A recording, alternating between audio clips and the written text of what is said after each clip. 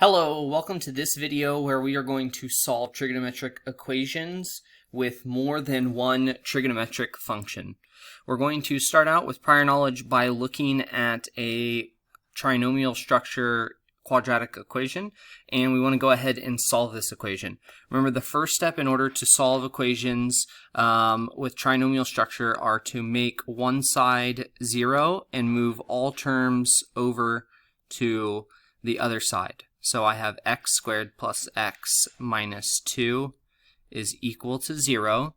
And then I'm going to go ahead and factor this into two binomials.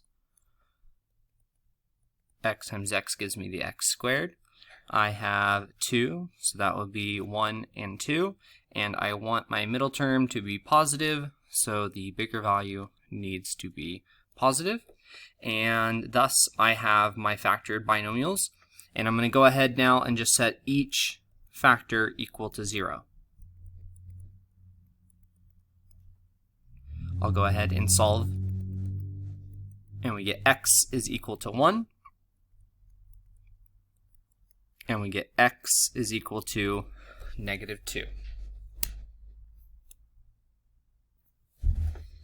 All right, so just a reminder, for the functions sine and cosine, the domain is all real values. I can plug in any angle from negative infinity to positive infinity, and the range are going to be values from -1 to +1 inclusive.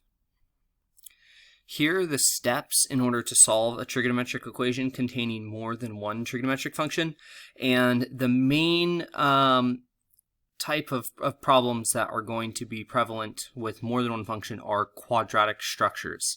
And we're going to have one function, say sine or cosine, that is squared, and we'll have another function that'll be different in a linear term.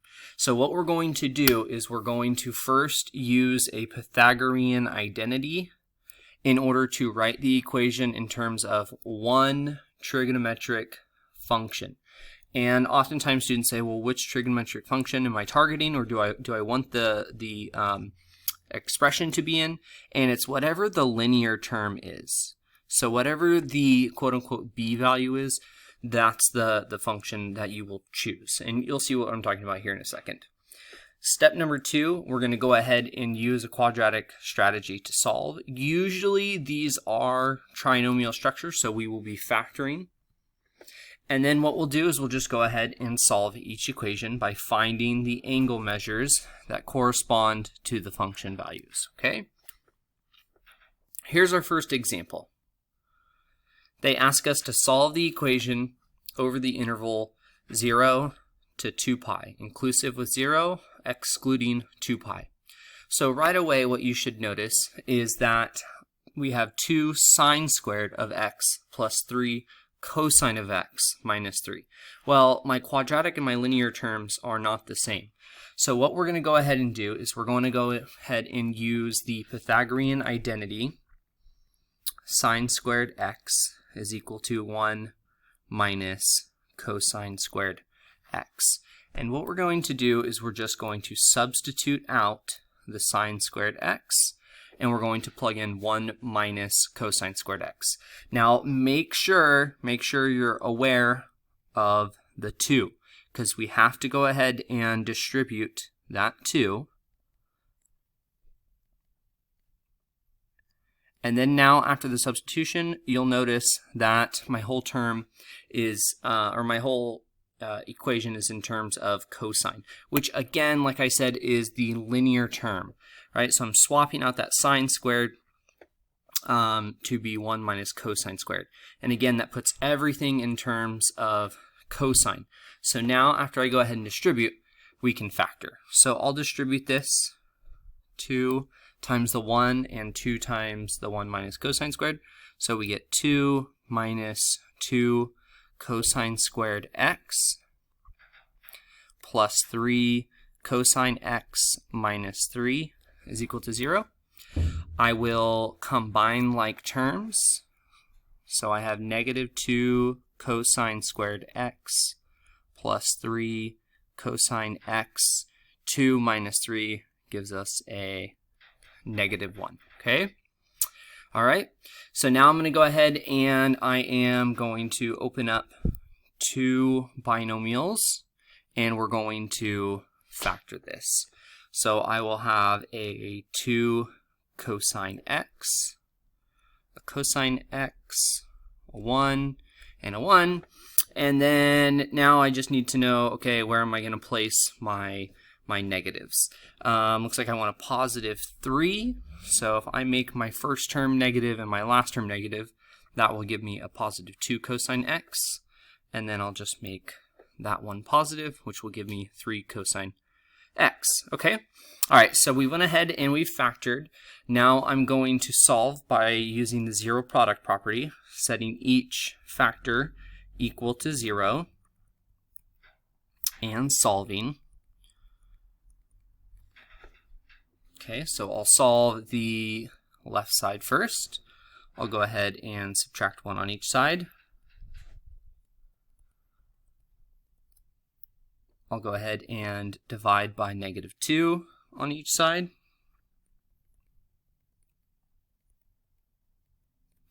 Which gives us cosine of x is equal to a +1/2. Okay.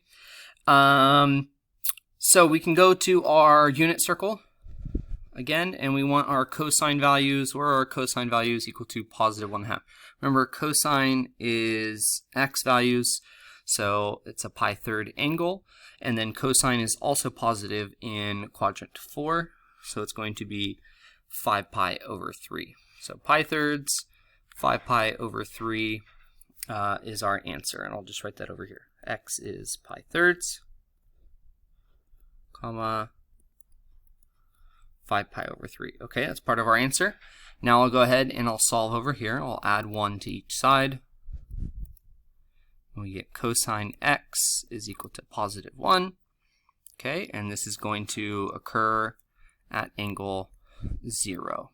Not at 2π. Remember, we don't include 2π. It's going to be 0. So those are our answers: π3, 0, and 5π3. All right, here is a practice problem. Please go ahead, pause the video, and I will show you the solution here in a moment. All right, hopefully you pause the video. Here are the solutions.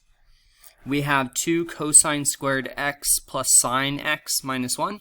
Well, I'm going to swap out this cosine squared. I can't factor this since my trig functions are different types of functions. So I'm going to change cosine squared to be in terms of sine squared. So 1 minus sine squared x. And after we go ahead and distribute and combine like terms, we get 2 sine squared x minus sine of x minus 1 equals 0. We'll need to factor that and then go ahead and solve. And so once we do this, we get sine of x is equal to -1/2. Well, sine of x is 1/2 at a π6 angle, and it is negative in quadrants 3 and 4, so that would be 7π/6 and 11π/6. Sine of x is equal to 1 at π12, so there is our third angle. All right, next I'm going to go ahead and show you how to solve when you have more than one trig function if you have a linear structure. And what we're going to go ahead and do is we're pretty much going to isolate one trigonometric function on each side.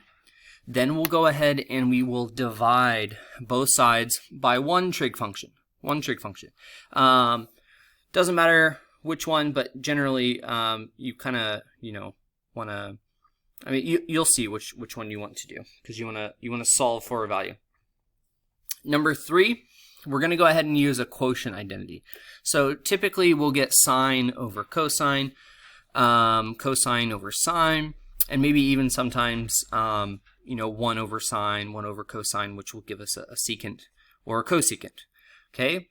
Then we'll go ahead and we'll find the angle measure that correspond to the function values, and then go ahead and check for extraneous solutions. Okay, so we'll want to go ahead and plug them in and check. All right, so here is our first example. you'll see that we have cosine of x plus sine of x is equal to 2 sine of x. Well, I want to go ahead and I want to isolate one trig function on each side. So I'm going to go ahead and I'm going to subtract sine of x on each side, so that on my right side I just have cosine of x. On my left side, on my right side, I'm going to go ahead and subtract. So 2 sine of x minus sine of x is just sine of x. Okay. And then now what I'm going to go ahead and do, what do you guys want to solve for? Doesn't matter. Let's go ahead and we're going to divide by, cosine of x. Divide by cosine of x. And it doesn't matter. I mean, you could divide by sine of x and you would get the same solution. So here we have tan x is equal to 1. Okay, so where is tangent of x equal to 1? And that is going to occur at pi fourths, right? Square root of 2 over square root of 2. And then also at 5 pi over fourths. In the third quadrant, tangent is also positive. Okay, and then there is our solution. All right, here is a practice problem. Please go ahead, pause the video, and try this example.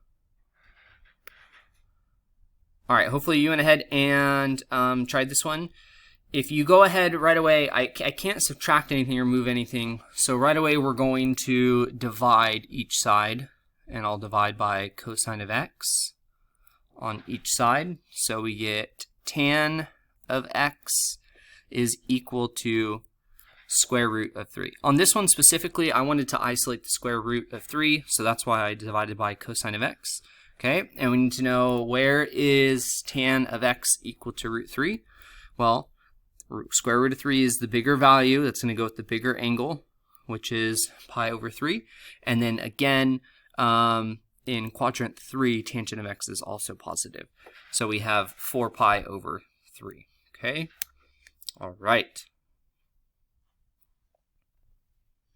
All right, closure. How do you know if a trigonometric equation has a linear structure or a quadratic structure? Pause the video, have a conversation with your partner, and answer this question. All right, and the solution, a trigonometric equation has a linear structure if all trig functions are to the first power. A trigonometric equation has a quadratic structure if the highest power of a trig function is 2. And again, remember, trigonometry is where the trig functions. If I have sine theta squared, we write this as sine squared theta, the same thing. All right, hope you enjoyed the video. Hope you learned something. Catch you next time.